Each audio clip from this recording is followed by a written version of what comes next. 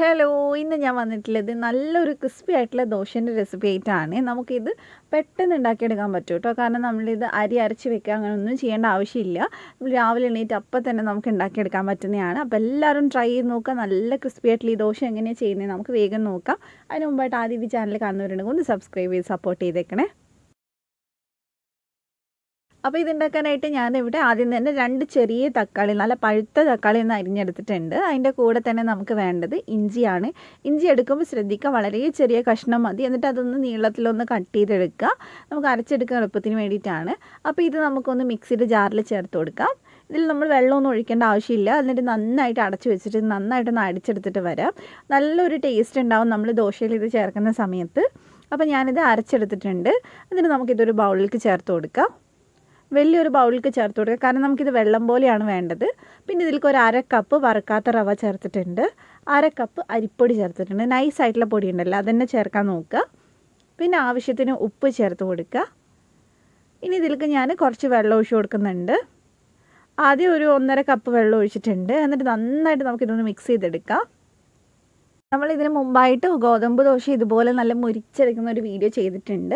അപ്പോൾ ഒരുപാട് പേര് ട്രൈ ചെയ്ത് നല്ല ഫീഡ്ബാക്ക് കിട്ടിയിട്ടുണ്ട് കേട്ടോ. അപ്പോൾ കാണാത്തവരുണ്ടെങ്കിൽ ഒന്ന് കാണുക. അപ്പോൾ നമുക്ക് ഇത് നന്നായിട്ട് മിക്സ് ചെയ്തിട്ടുണ്ട്. ഇനി നമുക്ക് ഇതിനകത്തോട്ട് ബാക്കി വെള്ളം കൂടെ ചേർത്ത് കൊടുക്കാം. അപ്പോൾ മൊത്തത്തിൽ ഞാൻ എടുക്കുന്നത് ഏകദേശം ഒരു 3-3.25 കപ്പ് വെള്ളമാണ്. കാരണം നമുക്കിത് പച്ച വെള്ളം മാതിരി നല്ല ലൂസായിട്ടാണ് വേണ്ടത്. എന്നാലേ നമുക്കിത് പാനിൽ നിന്ന് നല്ല മുരിച്ചെടുക്കാൻ പറ്റുള്ളൂ, ഇല്ലെങ്കിൽ വല്ലാണ്ട് ഒട്ടിപ്പിടിക്കും. അപ്പോൾ ഇനി ഇതൊന്ന് അടച്ച് വെക്കാം. എന്നിട്ട് നമുക്കൊരു 20 മിനിറ്റ് റെസ്റ്റ് ചെയ്തതിന് ശേഷം നമുക്കിത് തുറക്കാം. അതിനുശേഷം ഞാനിതിൽ ഒരു ചെറിയ സവാള നുറുക്കി ചേർത്തിട്ടുണ്ട്. ഇതിനകത്തോട്ട് ഞാൻ കുറച്ച് മല്ലിയില ചേർത്ത് കൊടുക്കുന്നുണ്ട്, 2 സ്പൂൺ ഉണ്ട്.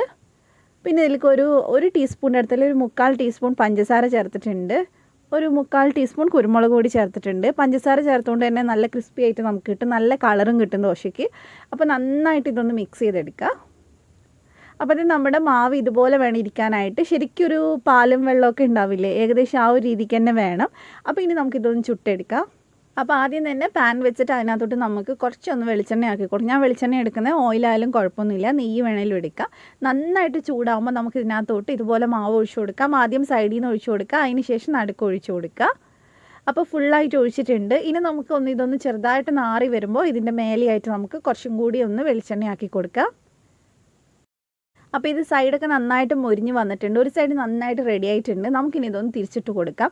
ഇതുപോലുള്ള ദോശകൾ ചെയ്യുമ്പോൾ നല്ല ശ്രദ്ധിക്കണം, കാരണം നല്ല നോൺ സ്റ്റിക്കി ആയിട്ടുള്ള പാന് വേണം. ഇല്ലെങ്കിൽ ഇരുമ്പിൻ്റെ നല്ല പാനുകളുണ്ടല്ലോ, അധികം ഒട്ടിപ്പിടിക്കാത്ത അങ്ങനത്തെ പാനിൽ ചെയ്താൽ മാത്രമേ ഇത് കിട്ടുള്ളൂ. സാധാരണ ഈ ഒട്ടിപ്പിടിക്കുന്ന പാനിലൊന്നും ചെയ്ത് കഴിഞ്ഞാൽ ഇത് ചെയ്തെടുക്കാൻ പറ്റില്ല. അപ്പോൾ ഈ സൈഡും കൂടി നന്നായിട്ട് മൊരിഞ്ഞ് വന്നിട്ടുണ്ട്. അപ്പോൾ ഇത് മൊരിഞ്ഞ് വരാനായിട്ട് നമ്മൾ പ്രത്യേകമായിട്ടൊന്നും ചെയ്യേണ്ട, കുറച്ചധികം സമയം വെക്കണമെന്ന് മാത്രമേ ഉള്ളൂ. അപ്പോൾ 2 പാനിലായിട്ട് ചുട്ടെടുക്കുകയാണെങ്കിൽ വേഗം പരിപാടി തീരും. അപ്പോൾ ഇത് നന്നായിട്ട് മൊരിഞ്ഞ് വന്നിട്ടുണ്ട്. ചൂടോടെ തന്നെ നമുക്ക് സെർവ് ചെയ്യാം. ഇതിൻ്റെ കൂടെ കറിയൊന്നും വേണമെന്നില്ല, അല്ലാണ്ടേയും കഴിക്കാം. അപ്പോൾ നമുക്ക് ഇതേപോലെ തന്നെ അടുത്ത ദോശയും കൂടി ഉണ്ടാക്കിയെടുക്കാം. പിന്നെ നിങ്ങൾക്ക് വേണമെങ്കിൽ ഒരു തേങ്ങാ ചമ്മന്തി ആക്കുകയാണെങ്കിൽ കുറച്ചും കൂടെ രസം ഉണ്ടാവും ഇതിൻ്റെ കൂടെ കഴിക്കാനായിട്ട്. അപ്പോൾ അത് നിങ്ങളുടെ ഇഷ്ടത്തിനനുസരിച്ച് ചെയ്യാം കേട്ടോ. ഞാൻ കറിയൊന്നും ഉണ്ടാക്കിയിട്ടുണ്ടായിരുന്നില്ല, ചുമ്മാ ചായയുടെ കൂടെ കഴിക്കാൻ തന്നെ നല്ല ടേസ്റ്റ് ഉണ്ടായിരുന്നു. അപ്പോൾ ഇത് ഒരു സൈഡ് റെഡി ആകുമ്പോൾ നമുക്കൊന്ന് മറിച്ചിട്ട് കൊടുക്കാം. അപ്പോൾ എത്രത്തോളം ക്രിസ്പി ആവണം, എത്രത്തോളം കളർ ആവണമെന്നുള്ളത് നിങ്ങളുടെ ഇഷ്ടത്തിനനുസരിച്ച് ചെയ്യാം. ഇതിവിടെ ഞാൻ കുറച്ചും കൂടി ഒന്ന് മൊരിച്ചെടുത്തിട്ടുണ്ട്. അപ്പോൾ നമുക്കിതെടുത്ത് മാറ്റാം. ഞാനിത് കട്ട് ചെയ്യുന്നൊക്കെ കാണിച്ചുതരാം, അപ്പോൾ നിങ്ങൾക്ക് മനസ്സിലാവും എത്രത്തോളം നല്ല ക്രിസ്പി ആയിട്ടുണ്ടെന്നുള്ളത്. നല്ലപോലെ ക്രിസ്പി ആയിട്ടില്ലെങ്കിൽ നമുക്ക് പാനിൽ നിന്ന് തിരിച്ച് മറിച്ച് വിടാൻ ബുദ്ധിമുട്ടാവും. അപ്പോൾ ഇതിവിടെ റെഡി ആയിട്ടുണ്ട്. നല്ല കളറൊക്കെ വന്ന് നല്ല മുരിഞ്ഞിട്ടുള്ള ദോശയാണ്. നമുക്കിതൊന്ന് കട്ട് ചെയ്ത് നോക്കാം. നിങ്ങൾക്കിത് കട്ട് ചെയ്യുമ്പോൾ തന്നെ മനസ്സിലാവും ഇങ്ങനെ ക്രിസ്പി ആയിട്ട് ഇരിക്കുകയാണ്, അല്ലാതെ സോഫ്റ്റ് ആയിട്ട് ഇങ്ങനെ വളവിളാന്ന് ഇരിക്കുകയല്ല. കണ്ടില്ലേ, നമ്മളിങ്ങനെ കയ്യിലിട്ട് ചുരുട്ടുമ്പോൾ തന്നെ അതിങ്ങനെ പൊട്ടി പൊട്ടി വരും. അപ്പോൾ എല്ലാവരും ട്രൈ ചെയ്ത് നോക്കുക കേട്ടോ. ഈസി ആയിട്ട് നമുക്ക് ചെയ്യാൻ പറ്റുന്ന ദോശയാണ്. അപ്പോൾ എല്ലാവരും ട്രൈ ചെയ്ത് നോക്കുക, എന്നിട്ട് എൻ്റെ അടുത്ത് ഫീഡ്ബാക്ക് പറയാം. അപ്പോൾ നിങ്ങൾക്ക് റെസിപ്പി ഇഷ്ടമായിട്ടുണ്ടെങ്കിൽ ചാനൽ സബ്സ്ക്രൈബ് ചെയ്യുക, വീഡിയോ ലൈക്ക് ചെയ്യുക, അതുപോലെ തന്നെ ഫ്രണ്ട്സിനൊക്കെ ഒന്ന് ഷെയർ ചെയ്ത് കൊടുക്കുക. മറ്റൊരു നല്ല വീഡിയോ ആയിട്ട് നമുക്ക് വീണ്ടും കാണാം ഇൻഷാ അല്ലാഹ്. Thank you for watching.